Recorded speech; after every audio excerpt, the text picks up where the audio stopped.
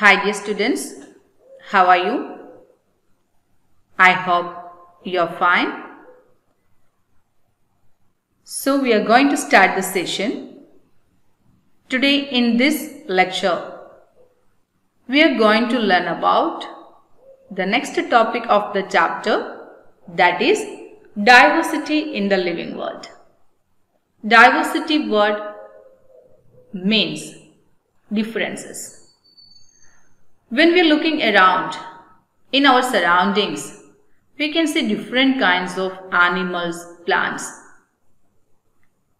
So in plants itself, we can see very small plants are there, medium sized are there, and very big tall trees are there. Even in the case of animals also we can see very beautiful butterflies, birds, other insects, dog, cat, giraffe, like that many are there. So we are going to learn about the same. If you look around, you will see a large variety of living organisms. Be it potted plants. What do you mean by potted plants? Plant which is growing in a pot, that is known as potted plants. Insects, birds, your pets or other animals and plants.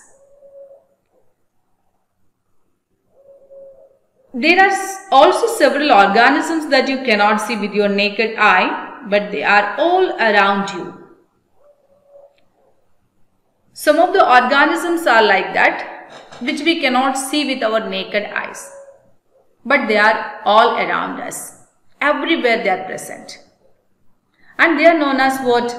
Microbes, microscopic organisms. With our naked eyes we cannot see them. To see them, what we have to use? We have to take the help of microscopes there.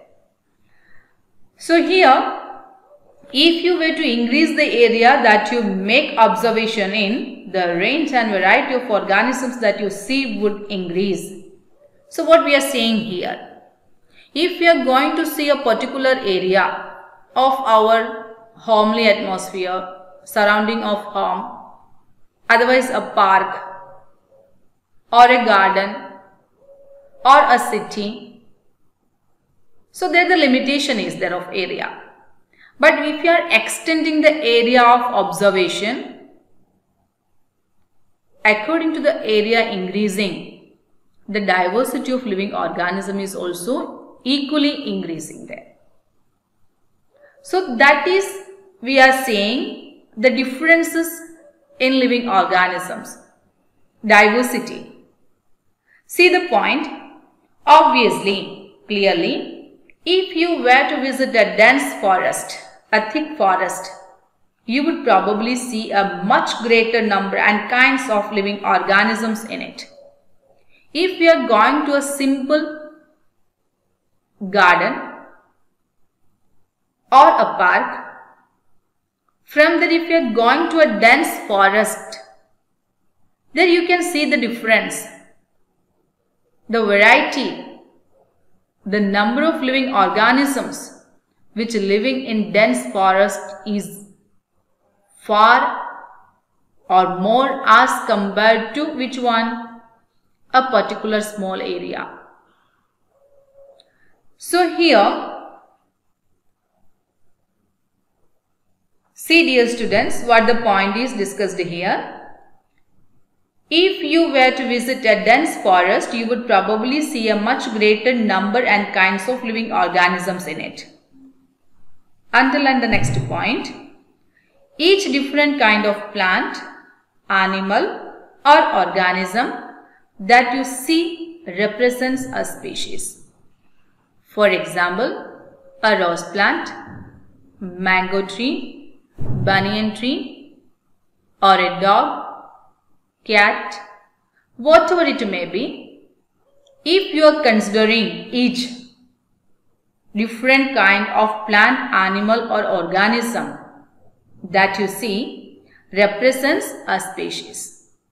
Mango plant, that is a species of mango. Orange, that's also a species. Dog a species. Like that. The number of species that are known and described range between 1.7 to 1.8 million. This point is very important. Please underline. The question can be asked even in your MCQ test. Even in NEET can be asked. So very important point is here. The number of species that are known and described range between 1.7 to 1.8 million. Till known, identified species which are known and described range between what? 1.7 to 1.8 million. It's very, very important. Please note down that. And this refers to biodiversity or the number and types of organisms present on earth. So how you can define biodiversity? We can say the number and types of organisms present on earth. Different kinds of organisms living on earth. The differences, variety, similarity and differences. Altogether we can say that biodiversity. In bio, in living, what diversity is there? What difference is there? So we are using the term what? Biodiversity. We should remember here that as we explore, as we move around a larger area, as we explore, as we discover new areas and even old ones, new organisms are continuously being identified. So till now, known species and the described species range between 1.7 to 1.8 million. And now what we are saying that if we explore, if we discover new areas, and even we are going to explore the old one only there, from there itself, again we are going to get new organisms. So one thing is very clear, and it is a fact that new organisms are continuously being identified. So in that case, this range can be changed. That is known and described range, that is 1.7 to 1.8 million. As per the exploration or exploring new areas, this range can be changed. But in this paragraph, the main point what you have to understand, that is each different kind of plant, animal or organism that you see represents a species, and the number of species that are known and described range between 1.7 to 1.8 million. And this refers to biodiversity or the number and types of organisms present on earth. As stated earlier, there are millions of plants and animals in the world. We know the plants and animals in our own area by their local names. These local names would vary from place to place, even within a country. See dear students, what the point we are going to explain here. As we stated earlier, there are millions of plants and animals in the world. And even we know that the plants and animals in our own area by their local names. For example, as I am from Kerala, in our state, the word which we are using for a particular plant or a particular organism, that is not the same as of here. For the same organism, here the word will be different. Here the name will be different. And in Gujarat itself, if we are considering, in the same state, when we are going from one region to another, one district to another, there you can see the use of different terminologies, different names for the same organism. It will be difficult to recognize that by that particular name. So here, to avoid the confusion, we have to make some rules. We have to depend on some rules there. What a common name can be given. Through that, throughout the world, people can recognize that is regarding that particular organism we are speaking. So for that point we are going now. So what we are seeing here, in our own area, whatever the plants and animals we are seeing and we are knowing by their local names. Or we can call it as common names. Probably, you would recognize the confusion that would be created if we did not find ways and means to talk to each other to refer to organisms we are talking about. So the same point I told you that even in the same state, when going from one place to another, one region to another, one district to another, for the same organism, the names getting changed. So in that case, we are getting confused regarding whom these people are speaking, like that confusion is arising there. So here, there is a need to standardize the naming of living organisms such that a particular organism is known by the same name all over the world. This process is called nomenclature. Please, dear students, underline the point. What do you mean by nomenclature? Simply we can say that naming of an organism. So what is nomenclature? That is a process. What is that actually? There is a need to standardize the naming of living organism such that a particular organism is known by the same name all over the world. So this is a process which is using to standardize the naming of living organism.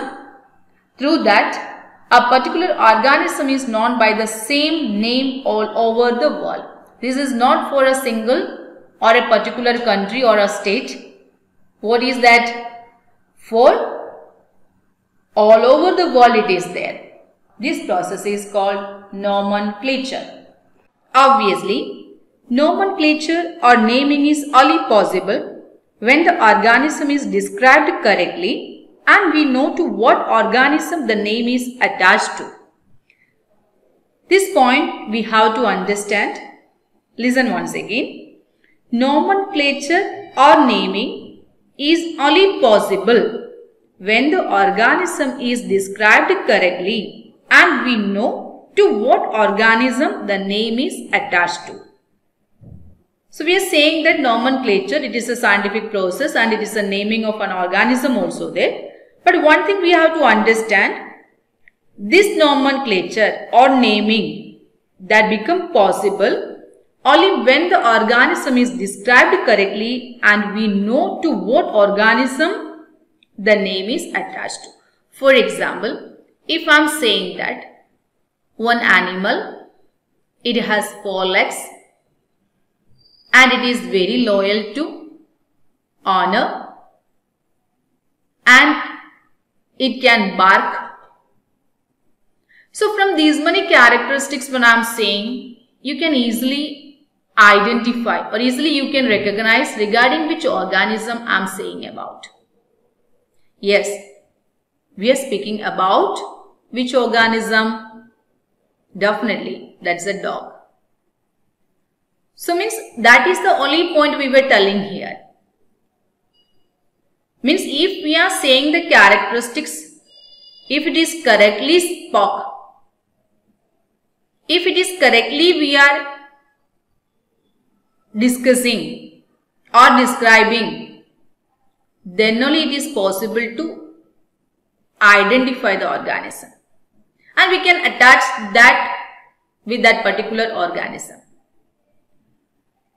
So now, if with the characteristics we are able to recognize the organism, then that is known as identification. What is it known as? Identification. So what is identification? Means when the organism is described correctly and we know to what organism the name is attached to, this is known as identification. That means nomenclature or naming is only possible when the organism is described correctly and we know to what organism the name is attached to. This is known as identification. So here 2 points we discussed. Identification and nomenclature. Nomenclature simply naming of an organism. Identification with the easily observable characteristics correctly described. We are attaching that organism with the characteristics. Now, I think this topic is clear for you. Now the next paragraph. In order to facilitate the study, in order to make the study easy, number of scientists have established procedures to assign a scientific name to each non-organism. So in the first paragraph of this topic, we discussed that the number of species that are known and described range between 1.7 to 1.8 million. And even we added, we should remember here that as we explore new areas and even old ones, new organisms are continuously being identified. Now what we are saying, in order to facilitate the study, the number of scientists have established procedures to assign a scientific name to each non-organism. So to make our study easy, scientists have assigned some procedures to assign scientific name to each non-organism. This is based on agreed principles and criteria which are provided in International Code for Botanical Nomenclature, that is ICBN. So students, we have to understand here, if we have identified a new plant species and we have to give a particular name to that, we have to give a scientific name to that. We cannot give any name as per our willingness. For that, we have to follow some agreed principles. We have to follow some criteria, and that is provided by what? ICBN, that is International Code for Botanical Nomenclature. According to the procedures, according to the criteria described by this ICBN only, we can give a scientific name to the plant species. So then you can ask, if ICBN is providing that criteria, procedures and this particular rules and agreed principles for naming a plant species, then what about animals? Even new animal can be found out. So for that, ICZN is there. What is that? ICZN, that is International Code of Zoological Nomenclature. ICBN, International Code for Botanical Nomenclature. ICZN, International Code of Zoological Nomenclature. Always you have to understand, zoos word means related to animals. When we are learning biology, different branches are there. If we are going to learn about plants in detail, there is a branch known as botany. And if we have to learn about animals in detail, there is a branch that is known as zoology. Zoos means animals, logos means study. Study about animal is known as zoology. So according to that, ICZN, International Code of Zoological Nomenclature. They are also providing some agreed principles and criteria. According to that only we can name a newly found out what animal. This is clear for you. It's very important beta. Means ICZN, ICBN. It can be asked in MCQs in your NEET exams. That expand form can be asked. Even for naming of an animal, whose agreed principles we are following can be asked. For a plant, whose agreed principles can be followed can be asked. So please, you have to remember this. ICBN, ICZN. I think this is clear for you. You may ask, how are animals named? So animal taxonomists have evolved International Code of Zoological Nomenclature, ICZN. Here now the terminology came, taxonomist. Who are taxonomists? Actually, taxonomists are scientists. They are learning about or they are dealing with taxonomy. Who are taxonomists? The scientists who are dealing with taxonomy. So now you can ask, what is taxonomy? Taxonomy is a branch of science which deals with classification. What is taxonomy?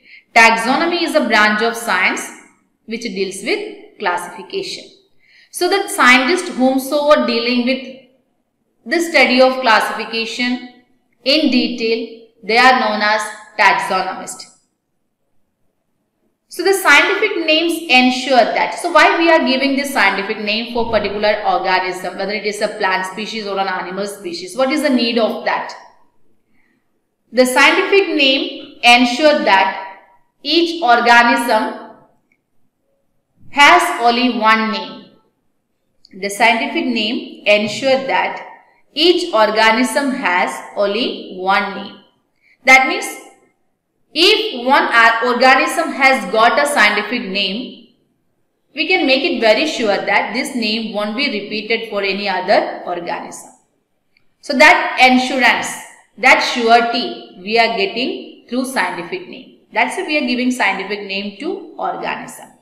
So the scientific names ensure that each organism has only one name. Description of any organism should enable the people in any part of the world to arrive at the same name.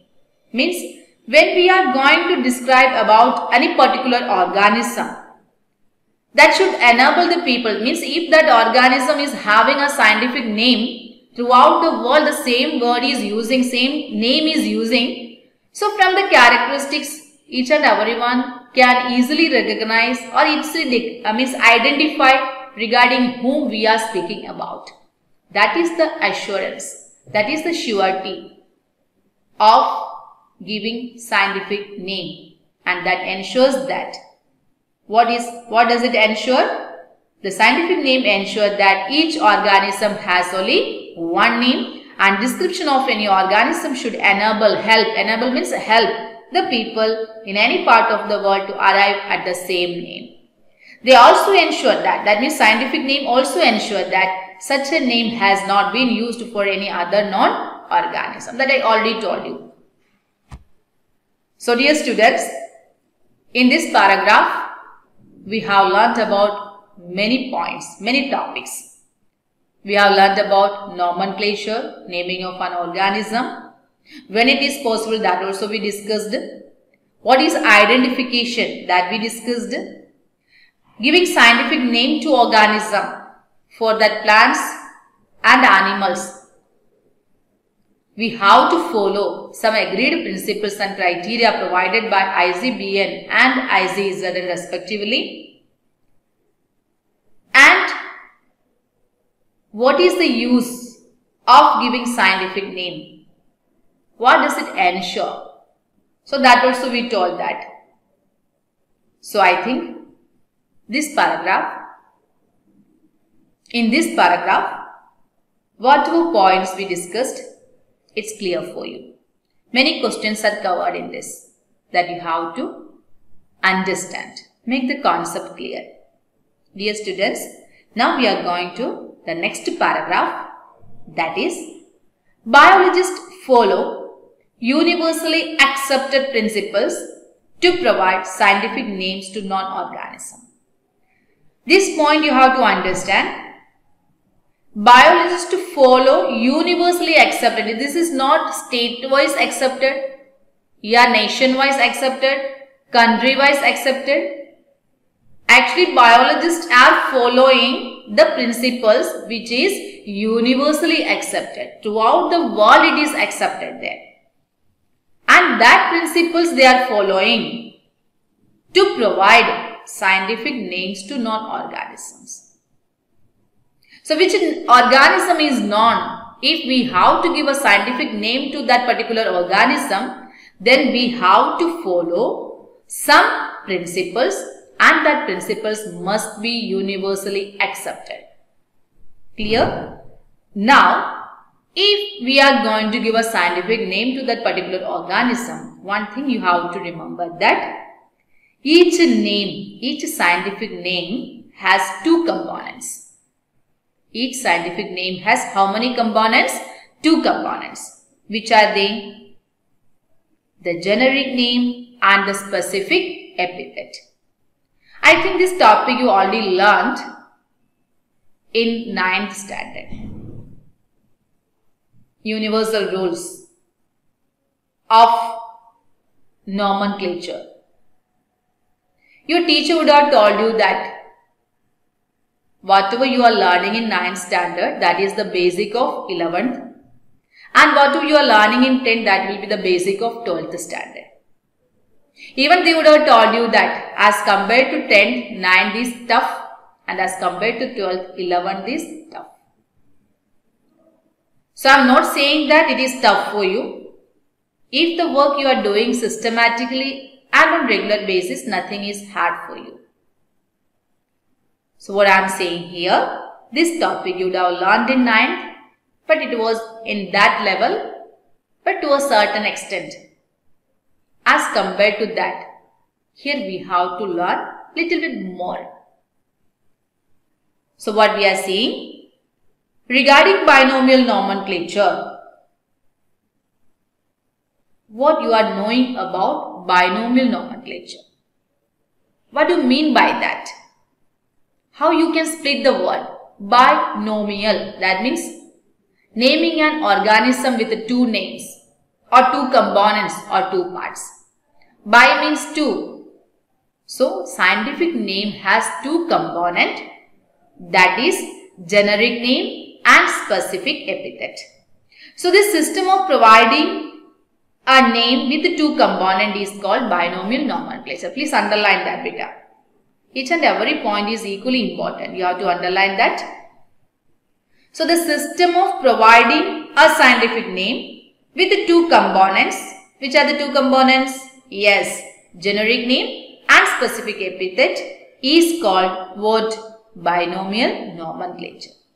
And this naming system given by Carolus Linnaeus is being practiced by biologists all over the world.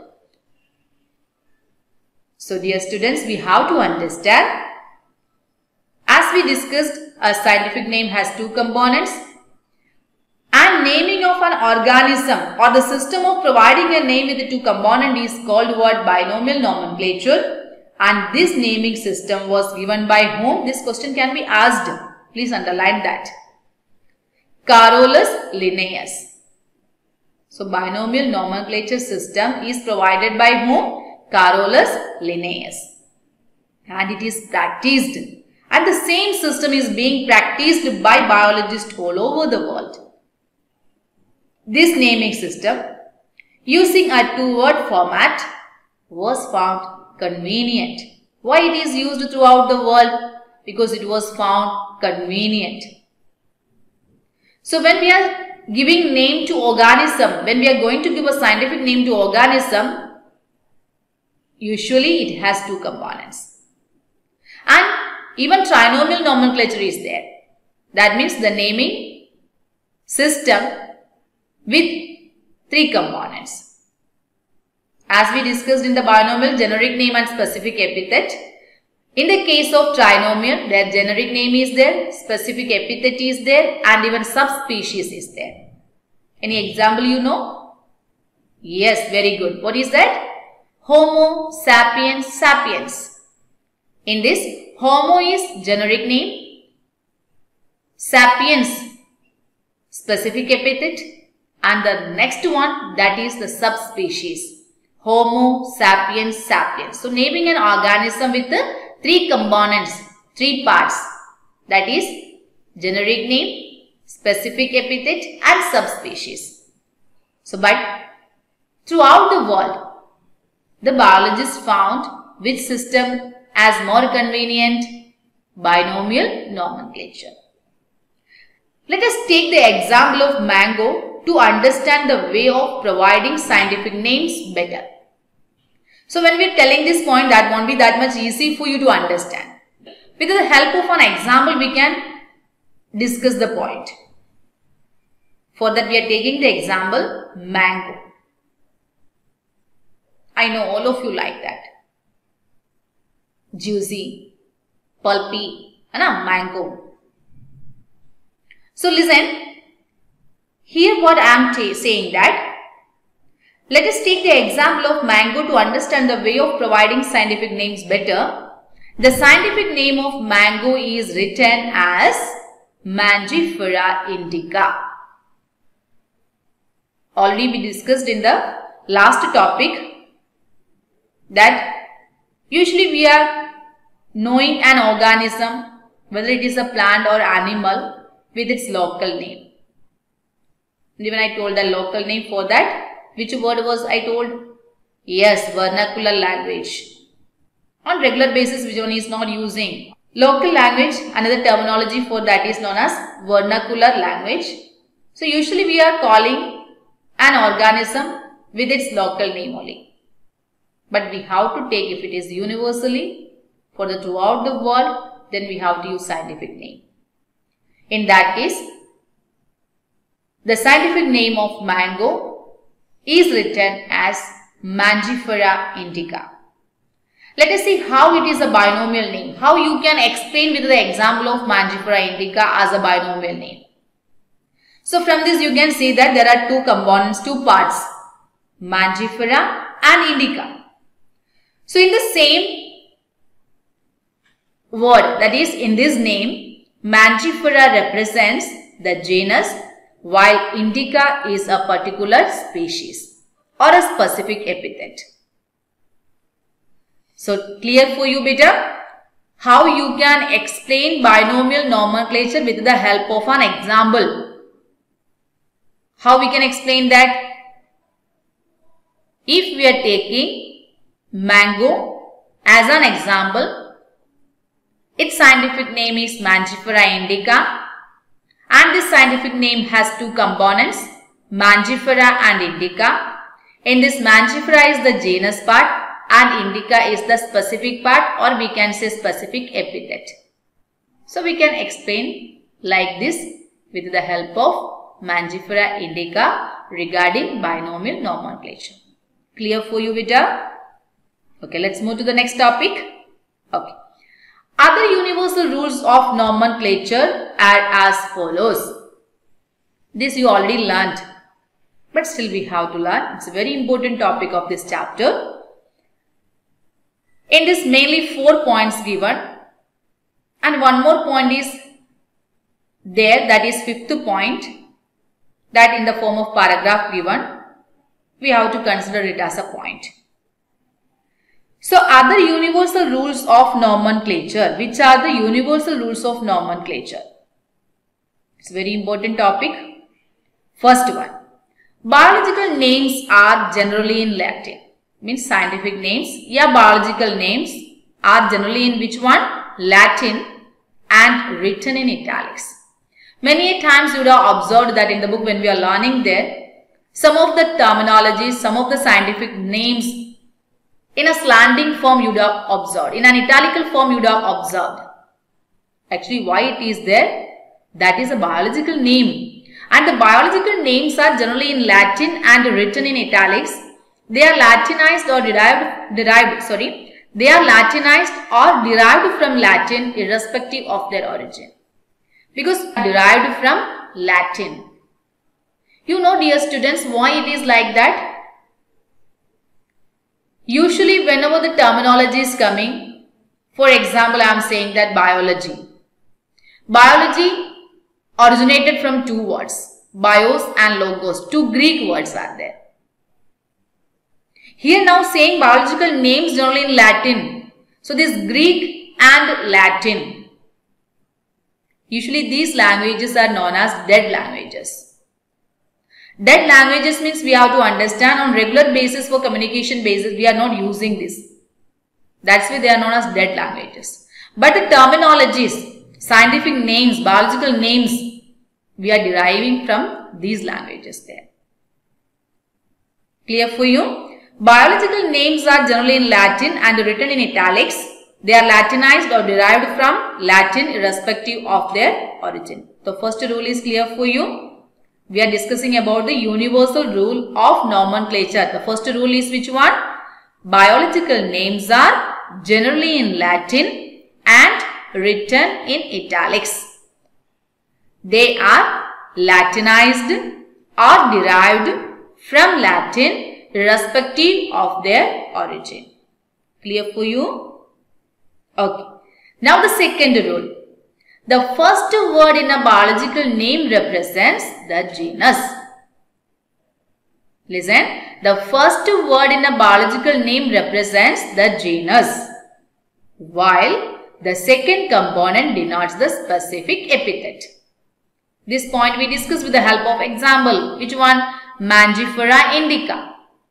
See the point once again. See the rule once again. The first word in a biological name, for example, Mangifera indica. So in that the first word what is there? Yes, Mangifera. So what does it represent? It represents the genus. Which is the second component? Indica. So what does it denote? Yes, that component, that is the indica, denotes what? The specific epithet. Clear for you, beta? So the first word in a biological name represents the genus, while the second component denotes the specific epithet. Now the third rule. Both the words in a biological name, when handwritten, are separately underlined. In the textbook, as it is getting in a printed form, it's easy to see that, easy to recognize that it is a scientific name because we can see it in a printed form, that is in a Latin form or in an italic form. But when we have to write, so we won't be able to do like that slanting form always. So for that, what we have to do? We have to underline them separately. It's a very, very important point. Listen. Both the words, which are both the words? Generic name and specific name, or generic part and specific epithet part. Both the words in a biological name, when handwritten, are separately underlined. We cannot underline together. Mangifera indica, if you are writing and underlining, so we have to do separately. Or printed in italics. If it is in a printed form, it should be italic. It means in an italic form. And why it is like that? This is to indicate their Latin origin. So if handwritten, should be separately underlined, printed in italics. For what purpose? To indicate their Latin origin. So this is the third rule. Now which is the fourth rule?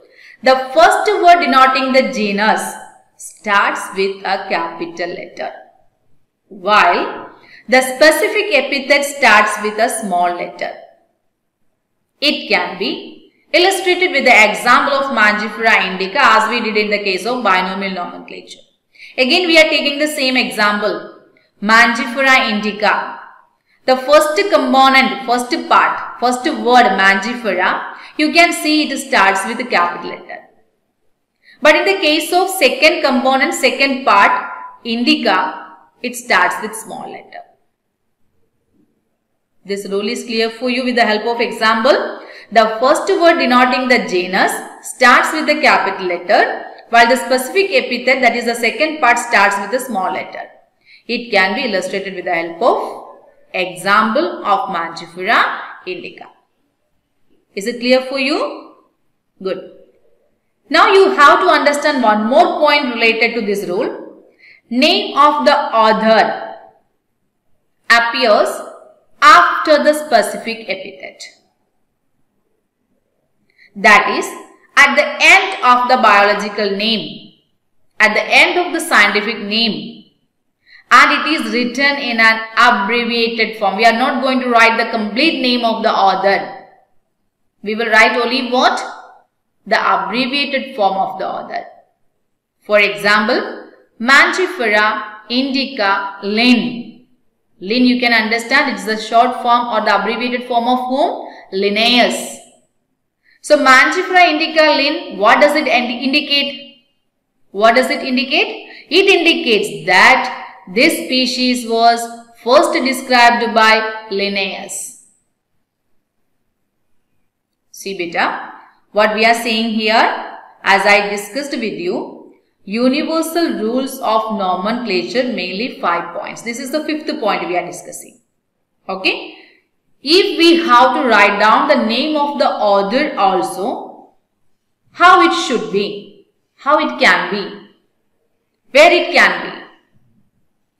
So if we have to write down the name of the author, it should be at the end of the biological name and it should be written in an abbreviated form. For example, Mangifera indica Linn, it indicates that this species was first described by Linnaeus. So what you are understanding from this? Mangifera indica Linn, that means after specific epithet, author's name came. And even you can see the complete name is not written here. It is the abbreviated form. We have written only Linn, not Linnaeus. So both the points are covering here. After specific epithet, even in an abbreviated form. So all the 5 rules we explained here. I think this is clear for you. Listen. I'll read all the rules once again, very speedily. You have to just listen. Okay? Universal rules of nomenclature are as follows. Biological names are generally in Latin and written in italics. They are Latinized or derived from Latin irrespective of their origin. The first word in a biological name represents the genus, while the second component denotes the specific epithet. Both the words in a biological name, when handwritten, are separately underlined or printed in italics to indicate their Latin origin. The first word denoting the genus starts with a capital letter, while the specific epithet starts with a small letter. It can be illustrated with the example of Mangifera indica. Name of the author appears after the specific epithet, that is at the end of the biological name, and is written in an abbreviated form. Example, Mangifera indica Linn. It indicates that this species was first described by Linnaeus. Dear students, as we discussed earlier, even all the subject teachers would have discussed with you during the live session. Now, as per the revised syllabus, according to the deleted topic from the chapter, from this chapter also, rest of the portions are deleted. So, in that case, we are not going to explain or we are not going to learn about these topics now for time being. So, with this lecture, we have completed the first chapter. Whatever syllabus included according to the revised syllabus, we have finished here.